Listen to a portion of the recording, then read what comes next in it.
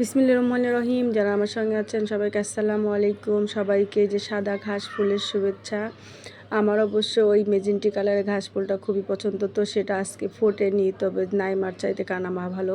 আর এইদিকে আলহামদুলিল্লাহ আমি যে বেগুন গাছ বুনেছিলাম, মানে নিজে হাতে বীজ দিয়ে চারা দিয়েছি, তো সে গাছে আবার ফুল ফুটছে।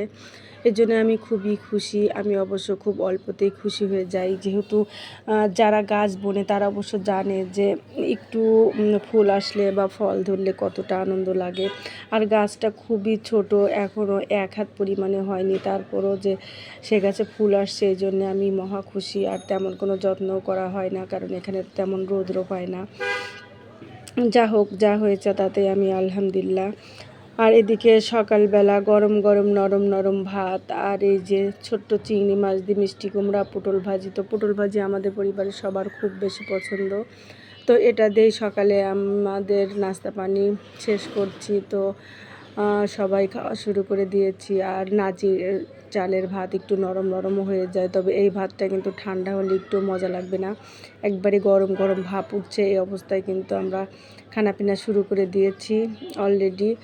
আর কি বলবো, তরকারির যে পরিমাণ দাম, সব কিছুরই দাম, এত পরিমাণ দামের মধ্যে আসলে টিকে থাকাই মনে হয় খুবই মুসিবত হয়ে দাঁড়িয়েছে। এর মধ্যে গতকাল যে বাজারে যাব, যে পরিমাণ বৃষ্টি হয়েছে, মাশাআল্লাহ, বৃষ্টিতে তো ঢাকা শহর একবারে ঢেকে গিয়েছে, তো এজন্য আর বের হতে পারিনি।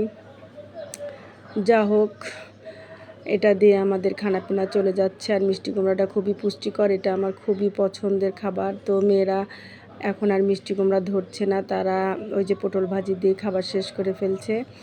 তো আমরা দুই বুড়া বুড়ি কিন্তু মিষ্টি কুমড়া দিয়ে খাবার দাবার শেষ করছি। এখন আবার যে যখন বাচ্চারা কোচিংয়ে যাবে তখন তারা বায়না ধরেছে না খেয়ে চলে যাবে কোচিংয়ে, এই জন্য তাদের ঘাটটা ধরে খাওয়ানোর বুদ্ধি করছি। এখন আবার তাদের একটু মাছ দিয়ে আমি নিজেই খাইয়ে দিচ্ছি দুই বোনকে, কারণ না খেয়ে দিলে এখন আর খাবে না। তারা ধান্দা করছে না খেয়ে কীভাবে কোচিংয়ে যাওয়া যায়, সেই জন্য। তো বাচ্চাদের তো জানেনই যে পছন্দ না হলে সেটা আর খাবে না, তখন ধান্দা করে যে না খেয়ে যাব, সেই ধান্দা। তো সেটা তো হতে দেব না। তো সবাই ভালো থাকবেন, সুস্থ থাকবেন, সে পর্যন্ত।